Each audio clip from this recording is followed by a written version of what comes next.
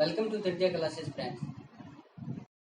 नमस्कार दोस्तों, मैं गोविंद तिरदिया आपका स्वागत करता हूं आपके अपने YouTube चैनल में। तो दोस्तों, आज का जो अपना टॉपिक रहेगा प्लांट न्यूट्रिएंट नाम से अपने सिलेबस में एक टॉपिक है प्लांट न्यूट्रिएंट, जिसको अपन कहते हैं पोषक तत्व। कौन सा? पोषक तत्व नाम से आज का अपना जो टॉपिक है पोषक तत्व। इसको अपने इंग्लिश में कहते हैं प्लांट न्यूट्रिएंट। देखो क्या होते हैं पोषक तत्व, क्या होते हैं प्लांट न्यूट्रिएंट। बहुत काफ़ी मतलब इंटरेस्टिंग टॉपिक है ये, इसको अपने अच्छे से पढ़ेंगे और आपको मैं ये यहीं याद कराऊंगा अच्छे से। ठीक है, पूरा वीडियो देखना एंड तक, इसको मतलब कि स्किप मत करना। ठीक है, तो पोषक तत्व प्लांट न्यूट्रिएंट क्या होते हैं, यानी कि जो पादप होते हैं, जो प्लांट होते हैं, वो अपनी वृद्धि और विकास के लिए, अपनी वृद्धि और विकास के लिए जो वातावरण से या किसी मतलब फर्टिलाइजर से जो न्यूट्रिएंट प्राप्त करते हैं अपने खुद भोजन बनाने के लिए, उसको अपने क्या कहेंगे? पोषक तत्व कहेंगे, प्लांट न्यूट्रिएंट कहेंगे। ठीक है, तो ये जो पोषक तत्व होते हैं इनको मतलब कि ये तीन टाइप के होते हैं। तीन टाइप के कैसे? जैसे एक तो होता है जिसको अपने कहते हैं इसेंशियल प्लांट न्यूट्रिएंट, जिसको आप हिंदी में आवश्यक या अनिवार्य पोषक तत्व भी कह सकते हैं। और दूसरा अपना होता है फंक्शनल न्यूट्रिएंट, जिसको अपने कहते हैं कायिकी तत्व। ठीक है, और जो तीसरा होता है वो आपका होता है बेनिफिशियल प्लांट न्यूट्रिएंट, या उसको अपने क्या कहेंगे? लाभदायक पोषक तत्व। ठीक है, पहला आपका कौन सा रहेगा?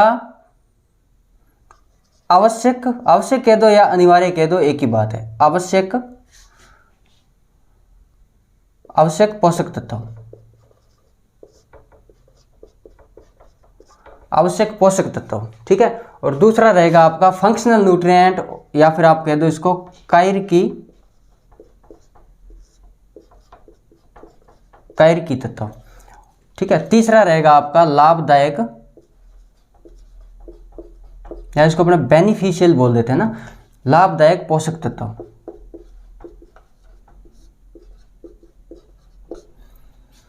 ठीक है,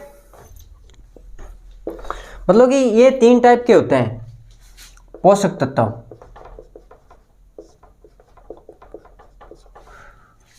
देखो समझते हैं क्या होते हैं ये। आवश्यक पोषक तत्व, कायिकी पोषक तत्व, लाभदायक पोषक तत्व। अपने इसको एक एक करके सबको अपने डिटेल से पढ़ेंगे। ठीक है, समझेंगे अच्छी तरीके से। देखो दो साइंटिस्ट थे, सबने आपने नाम सुन रखा है, एक था आर्नोन और एक था स्टोट। एक था आर्नोन और एक था स्टोट।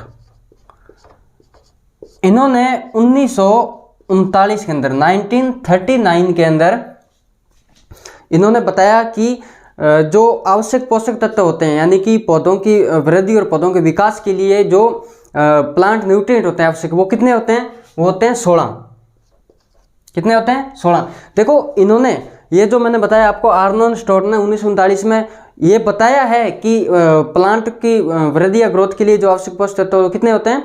16 होते हैं। इन दोनों साइंटिस्टों ने बताया है, लेकिन इन्होंने खोज नहीं की, ये ध्यान रखना आप। इन्होंने बस बताया है कि 16 जो प्लांट न्यूट्रिएंट होते हैं वो पादप के लिए, प्लांट के लिए क्या होते हैं? आवश्यक होते हैं, वो इसेंशियल होते हैं। इनकी खोज नहीं की इन्होंने। ठीक है, क्योंकि खोज के लिए तो अलग अलग साइंटिस्ट हैं, एक एक जो अलग अलग जो आपका जो पोषक तत्व है सबकी अलग अलग साइंटिस्टों ने खोज की है, तो वो आपको पढ़ना भी नहीं है। ठीक है, इतना डिटेल में कोई नहीं पूछता। तो आर्नोन स्टोट ने 1939 में 100 बताया, तो गुरुजी मैं तो 17 पढ़ा। एक और आया साइंटिस्ट जिसका नाम था ब्राउन। ये कब आया था? 1987 के अंदर। आर्नोन स्टोट ने बताया 1939 में कि 16 होते हैं, और फिर उसके बाद में एक साइंटिस्ट और आया जिसका नाम था ब्राउन, 1987। इसने बताया कि 17 नहीं, आवश्यक पोषक तत्व कितने होते हैं? 17 सॉरी, इसने बताया, आर्नोन स्टोट ने 16 बताया, और इसने बताया कि आवश्यक पोषक तत्व कितने होते हैं? 17 होते हैं। और वो 17वां जो पोषक तत्व है वो कौन सा होगा आपका? निकिल।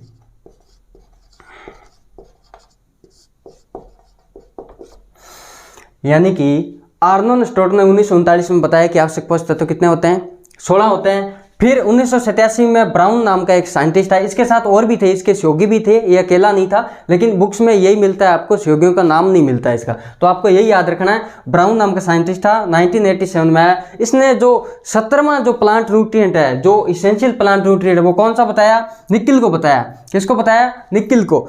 तो वर्तमान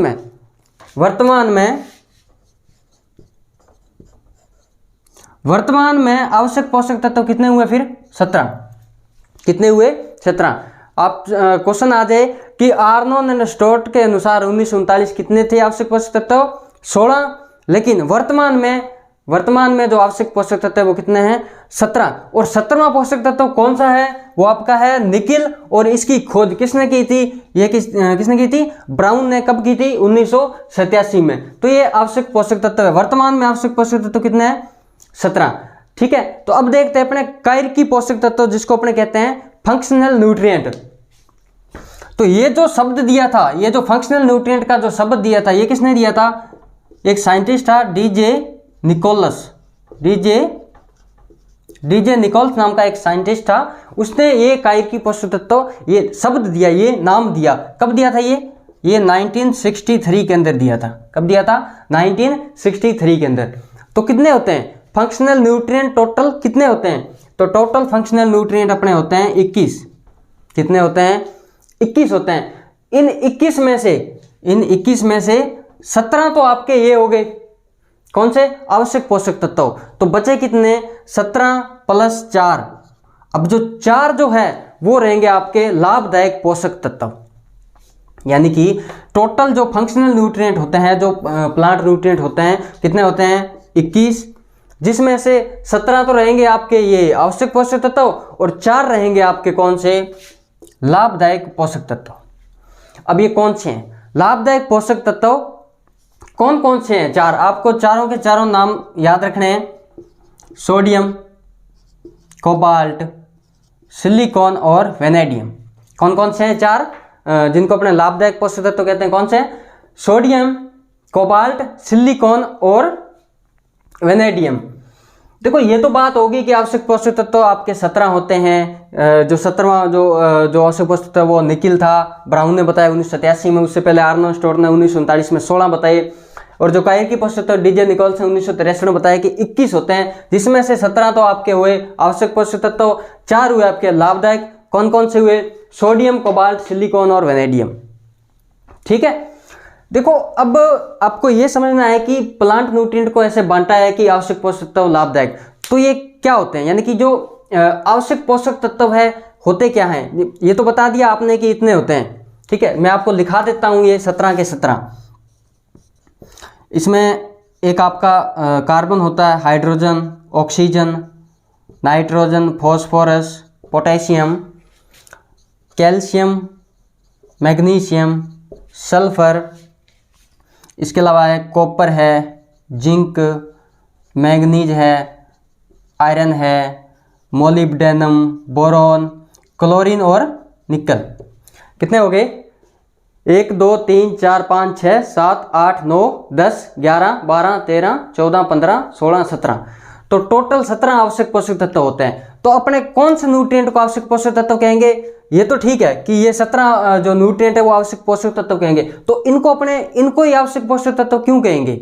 और इन चारों को अपने लाभदायक पोषक तत्व क्यों कहेंगे? ठीक है, तो इसलिए कहेंगे कि ये जो आवश्यक पोषक तत्व है, ये जो इसेंशियलिटी का जो क्राइटेरिया है, ये उस पर डिपेंड करता है। तो क्राइटेरिया दिया था इसेंशियलिटी, किसने दिया था? आर्नोन ने दिया था। जो क्राइटेरिया दिया था इसेंशियलिटी का, वो आर्नोन ने दिया था। उसके 3 पॉइंट है, वो आपको एक बार मैं बता देता हूँ, उसके बाद आपको पता चल जाए कि मतलब कि अपने इनको आवश्यक पोषक तत्व क्यों कहते हैं। ठीक है, तो मैं इसको रफ कर देता हूँ यहाँ से।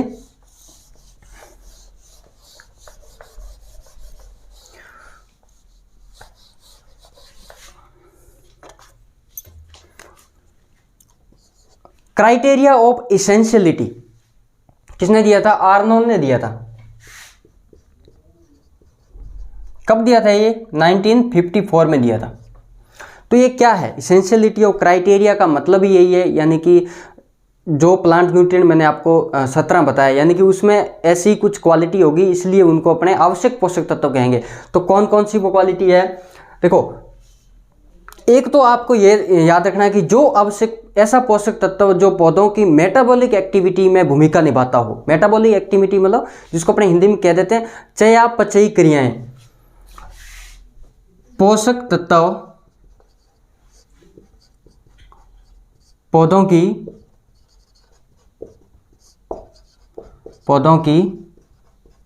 चयापचयी, जिसको अपने मेटाबॉलिक बोलते हैं इंग्लिश में, चयापचयी क्रियाओं में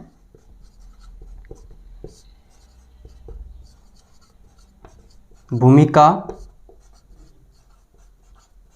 निभाता है। देखो, मैंने बताया इसेंशियलिटी के क्राइटेरिया, जिसमें सबसे पहले बताया यानी कि ऐसा पोषक तत्व जो पौधों की मेटाबॉलिक क्रियाएं, मेटाबॉलिक एक्टिविटी या चयापचयी क्रियाओं में भूमिका निभाते हैं, वो ही आवश्यक पोषक तत्व है।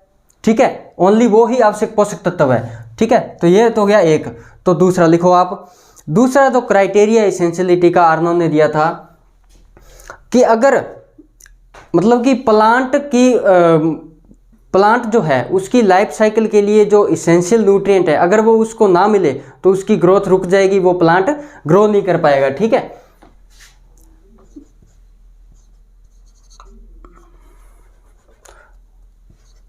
पोषक तत्व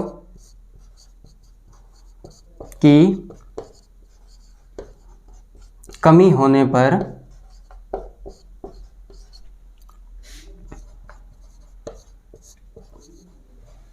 पादप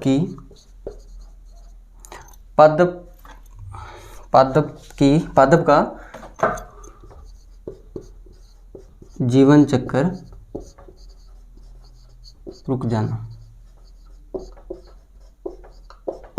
इसको आप अपनी लैंग्वेज में कैसे लिख लो, ये मैं समझाने के लिए आपको बता रहा हूं कि अगर आवश्यक पोषक तत्व की अगर कमी हो जाए, प्लांट के अंदर पोषक तत्व की अगर कमी हो जाए तो पादप का जो जीवन चक्र है वो रुक जाएगा, जो उसकी ग्रोथ है, उसका जो डेवलपमेंट है वो सब रुक जाएगा। ठीक है, तो दूसरा क्राइटेरिया बताया, यानी कि ऐसा पोषक तत्व जिसकी कमी होने पर प्लांट की लाइफ साइकिल रुक जाएगी, तो उस न्यूट्रिएंट को अपने क्या कहेंगे, वो न्यूट्रिएंट आएगा आवश्यक पोषक तत्व। और जो तीसरा है, इसमें ऐसा है कि जो पोषक तत्व है, जो आवश्यक पोषक तत्व अगर उसकी मतलब की कमी हो जाए तो उसकी उस विशिष्ट पोषक तत्व की जो पूर्ति है वो किसी दूसरे पोषक तत्व से अपना नहीं कर सकते हैं, ओनली उसी पोषक तत्व से करेंगे।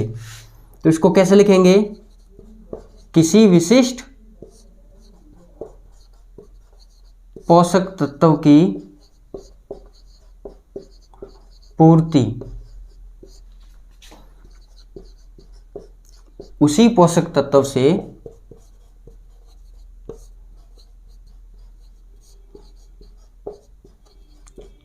की जा सकती है। देखो, समझना इसको कि आवश्यक पोषक तत्व के 3 क्राइटेरिया दिए आर्नोन ने 1954 के अंदर, कि आवश्यक पोषक तत्व वही होगा। 3 क्राइटेरिया का मतलब यही है कि आवश्यक पोषक तत्व वही होगा, वो पोषक तत्व जो पौधों की चयापचयी क्रियाओं में भूमिका निभाता हो, एक तो यानी कि जो मेटाबॉलिक जो एक्टिविटी होती है पौधों की उनमें भूमिका निभाता हो, और एक पोषक तत्व की अगर कमी हो जाए तो वो पादप का जो जीवन चक्र है वो रुक जाएगा। दूसरा कौन सा क्राइटेरिया? अगर उस पोषक तत्व की उस प्लांट में कमी हो जाए तो उस पौधे का जो जीवन चक्र है, जो लाइफ साइकिल है, वो रुक जाएगी। ठीक है, तीसरा है कि विशिष्ट पोषक तत्व, एक जो आवश्यक पोषक तत्व है उस विशिष्ट पोषक तत्व की पूर्ति उसी पोषक तत्व से की जा सकती है। इसका मतलब कि उस जो एक अगर किसी भी एसेंशियल न्यूट्रिएंट की कमी हो जाए तो उसकी जगह अपने दूसरे न्यूट्रिएंट से उसकी उस पोषक तत्व की जो कमी है वो अपनी पूर्ति नहीं कर सकते। ये जो ऊपर वाले 2 है इनको तो ठीक मान लिया साइंटिस्टों ने, इनको तो मतलब साइंटिस्टों ने ये मान लिया कि ये दोनों तो ठीक है, लेकिन ये जो तीसरे वाला है इसको सही नहीं माना। क्यों? क्योंकि इसमें कहा है कि एक विशिष्ट पोषक तत्व की पूर्ति उसी पोषक तत्व से की जा सकती है। तो कुछ ऐसे न्यूट्रिएंट भी है मतलब कि जो अपने दूसरे कोई विशिष्ट पोषक तत्व है उसकी कमी को पूरा कर सकते हैं। जैसे आपका मोलिब्डेनम हो गया, अगर मोलिब्डेनम की कमी हो जाए ना तो आप वेनेडियम यूज कर सकते हो उसकी जगह, यानी कि मोलिब्डेनम का काम वेनेडियम कर जाएगा।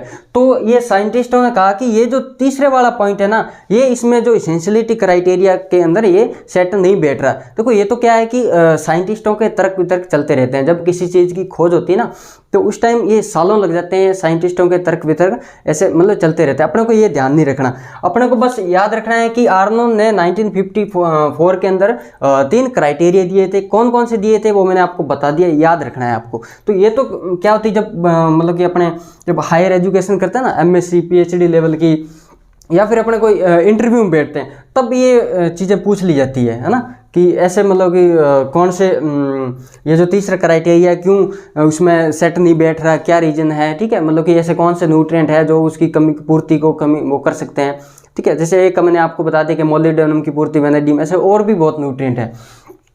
तो ये इसेंशियलिटी के क्राइटेरिया है। यानी कि अब समझ आया आपको कि आवश्यक पोषक तत्व किसे कहते हैं, यानी कि वो पोषक तत्व जो ये तीनों के तीनों जो क्राइटेरिया है वो ये पूरे करें। ऐसा पोषक तत्व जो ये तीनों के तीनों क्राइटेरिया को पूर्ण करे वो क्या कहलाएगा, आवश्यक पोषक तत्व। यानी कि ऐसा पोषक तत्व जिसमें पौधों की मेटाबॉलिक जो एक्टिविटी है उसमें भूमिका निभाता हो, वो आवश्यक पोषक तत्व है। या ऐसा पोषक तत्व जिसकी कमी होने पर प्लांट का जीवन चक्र रुक जाए, वो आवश्यक पोषक तत्व है। या फिर ऐसा पोषक तत्व जिसकी पूर्ति अपने दूसरे प्लांट न्यूट्रिएंट से नहीं कर सकते हैं, तो वो आवश्यक पोषक तत्व है, ठीक है। तो ये है आपका इसेंशियल प्लांट न्यूट्रिएंट, समझ आ गया।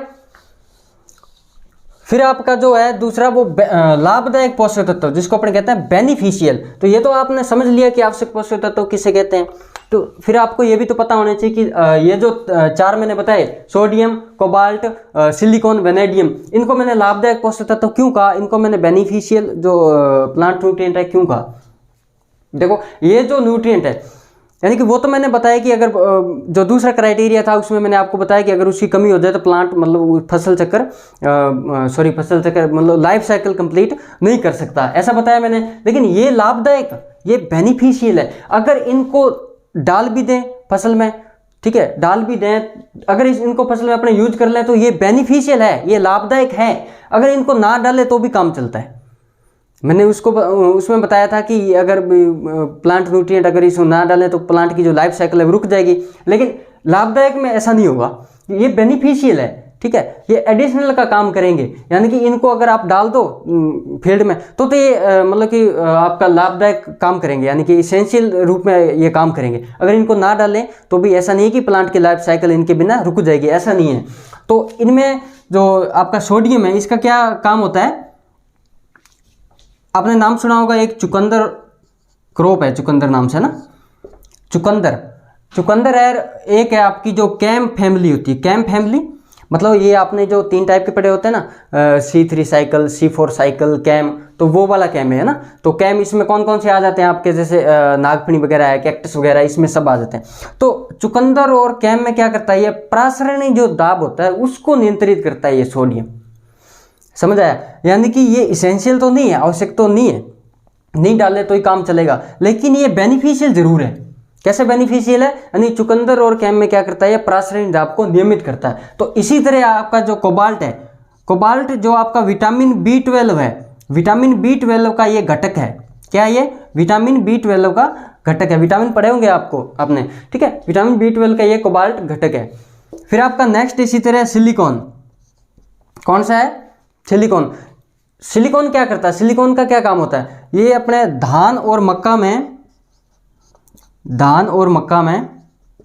क्या करता है, ये धान और मक्का में रोग प्रतिरोधकता जो क्षमता होती है उसको बढ़ाता है। ये जो अपने एक ब्लास्ट करके डिजीज है इस धान में, ये क्वेश्चन भी बहुत अच्छा क्वेश्चन भी बनता है ये, कि धान में जो ब्लास्ट डिजीज है उसको किस न्यूट्रिएंट डालने से मतलब वो ब्लास्ट डिजीज का कंट्रोल कर सकते हैं, कौन से न्यूट्रिएंट से। तो आपका आंसर होगा सिलिकॉन। क्या होगा, सिलिकॉन। यानी कि धान और मक्का में जो रोगों के प्रति जो लड़ने की क्षमता होती है, रोग प्रतिरोधकता होती है जो, वो बढ़ाता है ये सिलिकॉन, ठीक है। फिर आपका नेक्स्ट है वेनेडियम। तो वेनेडियम का काम होता है जो आपका ये धान है जिसको अपने राइस कहते हैं, इसमें ये क्या करता है, इसमें ये नाइट्रोजन स्थिरीकरण का काम करता है। क्या करता है, नाइट्रोजन स्थिरीकरण का काम करता है, नाइट्रोजन फिक्सेशन का काम करता है। तो देखो 4 है लाभदायक beneficial, sodium, cobalt, silicon, vanadium. Sodium का क्या काम है, चुकंदर और कैम में क्या करता है, प्रासेंट आपको नियमित करता है। और कोबाल्ट का क्या काम है, विटामिन B12 का ये घटक है। सिलिकॉन धान और मक्का में रोग प्रतिरोधक क्षमता बढ़ाता है। और वेनेडियम धान के अंदर नाइट्रोजन स्थिरीकरण का काम करता है। तो मतलब कि ये अगर अपने फील्ड में डालें तो ये क्या है, एक बेनिफिशियल, एक लाभदायक मतलब काम करते हैं, ठीक है। अगर ना डालें तो भी काम चलता है, ऐसे नहीं भी। आवश्यक पोषक तत्व में क्या था, इसमें तो ये था कि अगर अपने न्यूट्रिएंट ना डालें तो प्लांट की जो लाइफ साइकिल है वो रुक जाती है, लेकिन इसमें ऐसा नहीं है, डालें तो ये अच्छी बात है और ना डालें तो भी कोई बात नहीं है। तो ये आपका लाभदायक पोषक तत्व। और फिर आपका जो कायर की पोषक तत्व है, तो इसमें मैंने बताया 21 होते हैं, जिसमें से 17 तो आवश्यक पोषक तत्व होते हैं और 4 होते हैं लाभदायक पोषक तत्व। और ये जो नाम दिया था डीजे निकोल्स ने 1963 में, ठीक है फ्रेंड्स। तो यहाँ तक आपको एकदम क्लियर होगा कि आवश्यक पोषक तत्व किसे कहते हैं, कौन कौन से होते हैं, ठीक है। और लाभदायक पोषक तत्व किसे कहते हैं, ये कौन कौन से होते हैं। और आपके जो कायर की पोषक तत्व हैं ये कौन कौन से होते हैं। अब अपने पढ़ेंगे पोषक तत्वों का वर्गीकरण। क्या पढ़ेंगे, पोषक तत्वों का वर्गीकरण।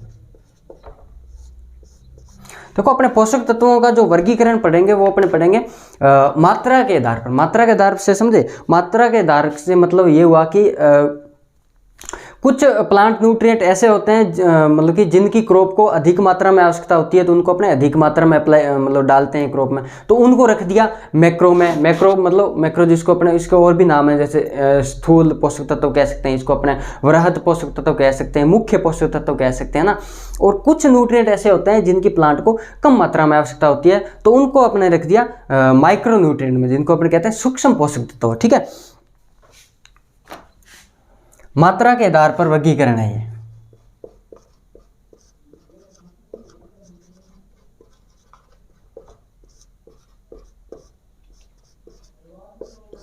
मात्रा के आधार पर, जिसमें से आपका जो फर्स्ट कौन सा रहेगा, मैक्रोन्यूट्रिएंट।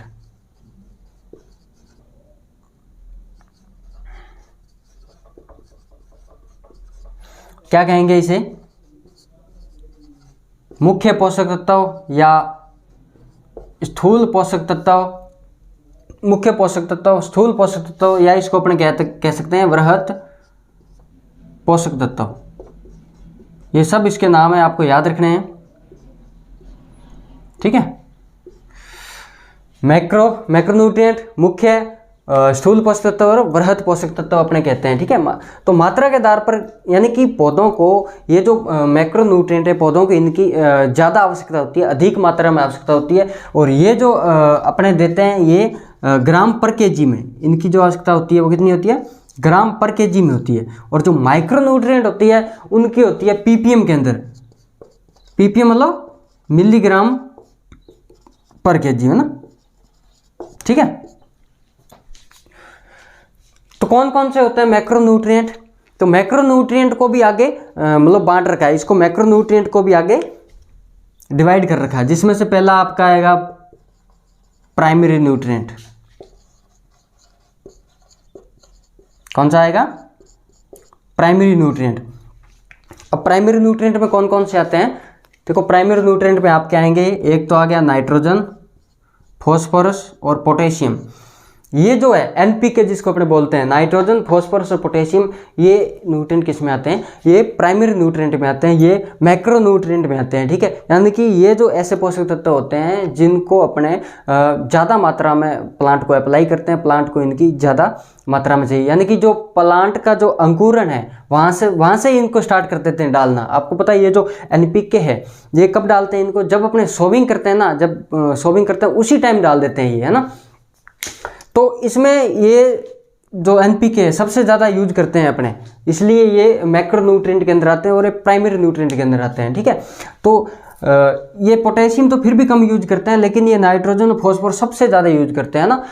यूरिया डालते हैं अपने नाइट्रोजन के लिए, डीएपी डालते हैं फॉस्फोरस के लिए ना, ये दो ही फर्टिलाइजर सबसे ज़्यादा यूज होते हैं, यूरिया और डीएपी, ये नाइट्रोजन और फॉस्फोरस के लिए यूज होते हैं। तो ये अपने डालते हैं कब, अंकुरण से ही डालना स्टार्ट कर देते हैं, ये जो प्राइमरी न्यूट्रिएंट है एनपीके, ठीक है। और फिर आपका दूसरा सेकेंड है कौन सा, जिसको अपने कहते हैं सेकेंडरी न्यूट्रिएंट।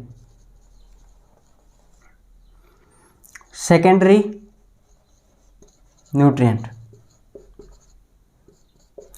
प्राइमरी न्यूट्रिएंट्स प्राथमिक पोषक तत्व, सेकेंडरी न्यूट्रिएंट्स मतलब द्वितीयक पोषक तत्व। तो इसमें कौन से आएंगे फिर? सेकेंडरी न्यूट्रिएंट्स में कौन से आएंगे? देखो, कैल्शियम, मैग्नीशियम और सल्फर। कौन से आएंगे? कैल्शियम, मैग्नीशियम और सल्फर जो आते हैं आपके, ये सेकेंडरी न्यूट्रिएंट्स में आते हैं। ठीक है, तो ये मैक्रो न्यूट्रिएंट बताया मैंने, उसमें भी 2 टाइप के बताए, प्राइमरी न्यूट्रिएंट और सेकेंडरी न्यूट्रिएंट। और एक आपको और याद करना, कौन सा? Structural nutrient. स्ट्रक्चरल न्यूट्रिएंट, इसको अपने बुनियादी पोषक तत्व भी बोल देते हैं, हिंदी में क्या बोल देते हैं? बुनियादी पोषक तत्व। तो इसमें से कौन से आएंगे आपके? एक तो आपका हो गया कार्बन, हाइड्रोजन और ऑक्सीजन। कार्बन, हाइड्रोजन और ऑक्सीजन। देखो, ये मैंने आपको बताया, ये तो मिनरल टाइप के होते हैं ना, खनिज पोषक तत्व बोलेंगे इनको, लेकिन ये नॉन मिनरल होते हैं। क्यों बोलेंगे ऐसा? क्योंकि ये जो होते हैं स्ट्रक्चरल, ये पौधों की जो बुनियादी संरचना है वो बनाने में काम आते हैं। और ये जो है, ये आपको कहाँ से मिलेंगे? मतलब कि ये इनका स्रोत कौन सा है, कहाँ से मिलेंगे? ये आपको या तो जल से मिल जाएंगे या फिर आपको वातावरण से मिल जाएंगे। ये आपको किससे नहीं मिलेंगे? मतलब फर्टिलाइजर से नहीं मिलेंगे। ये जो बताया मैंने, ये तो मिनरल पोषक तत्व होते हैं, खनिज पोषक तत्व, जो किसी न किसी फर्टिलाइजर से मिलते हैं। जैसे नाइट्रोजन मिल गया आपको, यूरिया से, फॉस्फोरस आपको मिल गया, DAP से, है ना, पोटेशियम, म्यूरेट ऑफ पोटाश से, या फिर सल्फेट ऑफ पोटाश, जो भी है। ठीक है, ये तो है। लेकिन ये जो कार्बन, हाइड्रोजन, ऑक्सीजन, ये नॉन मिनरल बोलते हैं इसको, नॉन मिनरल प्लांट न्यूट्रिएंट। क्यों बोलते हैं? क्योंकि ये फर्टिलाइजर से नहीं मिलते, ये तो आपको जल से मिल जाएंगे या फिर आपको ये वातावरण से मिल जाएंगे। जैसे आपका कार्बन है, ये आपका CO2 से मिल जाएगा, वातावरण में कार्बन डाइऑक्साइड से। हाइड्रोजन ये आपको जल से मिल जाएगा, H2O से भी मिल जाएगा। ठीक है, वातावरण से मिल जाएगा। ऑक्सीजन भी आपकी जल से मिल जाएगी, है ना। तो ये जल और वातावरण से मिलने वाले हैं स्ट्रक्चरल न्यूट्रिएंट, जो प्लांट की जो बुनियादी संरचना है उसका निर्माण करते हैं। इसलिए इसको अपने कहते हैं बुनियादी पोषक तत्व। तो ये हुए आपके मैक्रो न्यूट्रिएंट। इसके बाद में आपके रहेंगे माइक्रो न्यूट्रिएंट।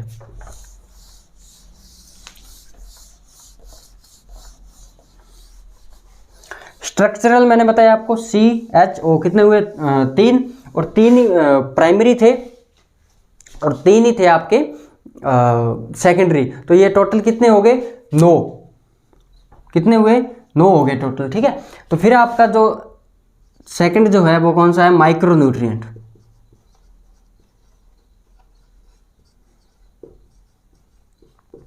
क्या कहेंगे इसे? सूक्ष्म पोषक तत्व।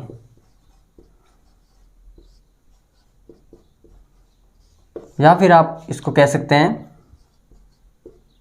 ट्रेस पोषक तत्व ना।